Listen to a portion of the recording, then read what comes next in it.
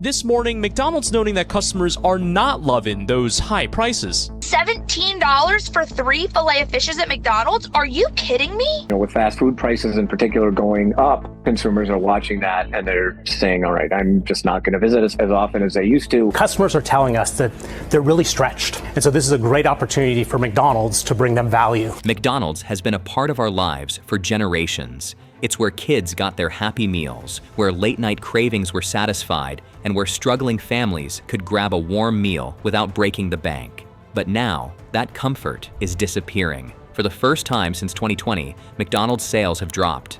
It might sound small, just a 1% decline globally, but for millions of people and thousands of workers, it's a big deal. Something is deeply wrong.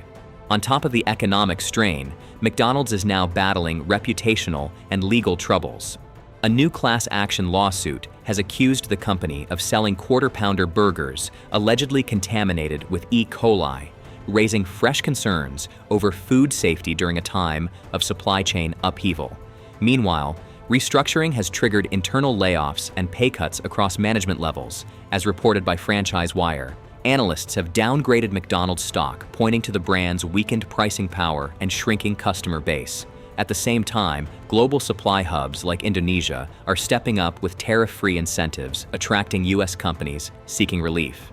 Industry insiders hint that even Starbucks and Burger King are quietly moving packaging orders to Indonesia, signaling that the Make in America push might be driving business abroad rather than bringing it home. A lot of the trouble started on March 1st, 2025, when President Trump's America First 2.0 plan kicked in. It brought massive new taxes, called tariffs, on goods coming from other countries. Canada, Mexico, China all hit with heavy fees, and in return, those countries hit back, taxing our exports. A trade war exploded. These new Trump tariffs hit the heart of McDonald's business model. The company relies heavily on international suppliers for key ingredients like beef, cheese, potatoes, and even packaging materials. Under America First 2.0, imported goods from Canada, Mexico, the European Union, and China were slapped with tariffs as high as 145% for certain items. These taxes didn't just affect foreign companies, they hammered American businesses like McDonald's that depend on cross-border supply chains to keep costs low. McDonald's couldn't escape. They get most of their beef from Canada, dairy from Europe, potatoes from various countries. Suddenly, the cost of these things skyrocketed. Ground beef alone went up 43%. Frozen fries? Up 23%. Even paper wrappers and cups saw huge price hikes. All these price jumps hit McDonald's like a punch to the gut. They tried to keep prices low, but that became impossible. The famous dollar menu? It's gone. A Big Mac in the US now costs $5.29.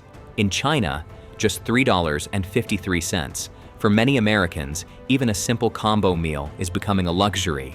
Families that used to rely on McDonald's because it was cheap and reliable are walking away. The company tried running promotions, but it didn't help. In the first part of 2025, value meal sales dropped by 18%. Same-store sales fell by 3.6%, the worst since COVID. And it's not just customers feeling the pinch. Franchise owners, many of them small business people, are struggling. Some can't make ends meet. Others are shutting their doors for good. They're furious, not just at McDonald's corporate, but at the government policies that put them in this mess. Then came the worst news. McDonald's was shutting down production in the US. Thousands of jobs vanished overnight, 60,000 in total. Towns in Ohio, Iowa, and Texas were hit especially hard. These weren't just jobs, they were lifelines. Tax revenue dried up. Local services like schools and clinics faced cuts. Families lost incomes. Communities lost hope. To cut costs, McDonald's announced it would start sourcing its ingredients from overseas, Vietnam and Brazil. It might save money, but it's a risky move. The food has to travel long distances, through ports and warehouses, crossing oceans. If anything goes wrong, bad weather, delays, customs problems, there's a chance ingredients spoil before they arrive. That means lower quality and higher waste. It also raises a painful question. If the most American fast food chain can't even make its burgers in America, What does that say about our economy? This shift also brings new fears for food safety and freshness. Historically, McDonald's prided itself on delivering ingredients fresh within 7 days. That promise is now under serious threat. Delays in customs, poor storage conditions at ports, or transportation mishaps could mean ingredients arrive spoiled or no longer fit for use. If customers begin to question the quality of their meals, trust in the brand will erode even faster than profits. People are angry. Franchise owners filed a $30 billion lawsuit blaming the White House for making it impossible to run their businesses. Big investors like BlackRock and Vanguard are demanding answers too. They say McDonald's didn't warn them about how bad things could get under the new tariffs. Meanwhile, the government is investigating if the layoffs broke the law. Wall Street is rattled. McDonald's stock plunged 22% in a single week. That wiped out $900 million in value. And it's not just McDonald's. The entire food and beverage sector has taken a hit. The whole market is nervous, and this hits deeper than profits. Cold storage warehouses are shutting down. Local suppliers, like dairy farms and packaging companies, are going under. Potatoes are left unsold. Cheese is going to waste. Workers are being sent home with no paycheck and no plan, all because of Trump's tariff policy, a move that was supposed to protect American jobs, but instead is destroying them. Meanwhile, McDonald's competitors are swooping in. Wendy's is offering cheaper meals. Burger King is pushing $2.99 Whoppers. KFC launched a budget menu. They're ready to steal the customers McDonald's is losing. What's happening isn't just a business story, it's personal. It's about families who can't afford fast food anymore, workers who suddenly don't have jobs, small towns that are losing their main sources of income. People are scared, frustrated, and tired of policies that sound good on paper but hurt real lives. The emotional toll is rising. Social media is filled with posts from laid-off workers, many of whom spent decades in McDonald's supply chain, now scrambling to find any job that will keep the lights on.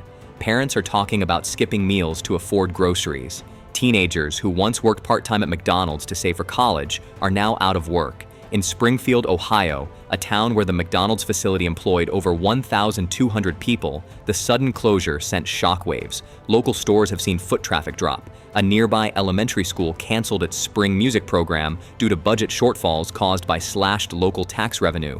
It's a cascade of loss that no community is prepared for. This isn't just about one company. It's about what happens when politics forgets the people.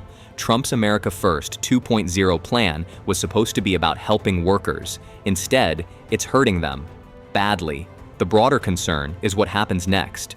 If McDonald's, a global giant with deep pockets and powerful allies, can't withstand these shocks, what about the thousands of small restaurant chains or mom-and-pop diners across the country? They don't have the luxury of moving operations overseas or negotiating with global suppliers.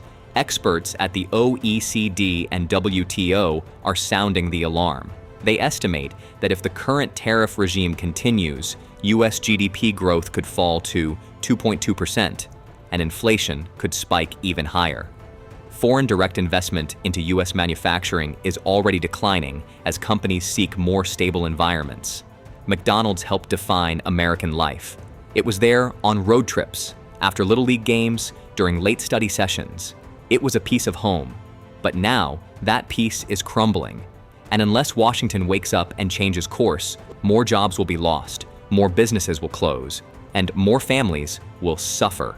The golden arches used to shine bright. Now, they're flickering. And the question we all need to ask is, what are we really protecting if we lose the things that matter most? Jobs, dignity, and a chance at a better life?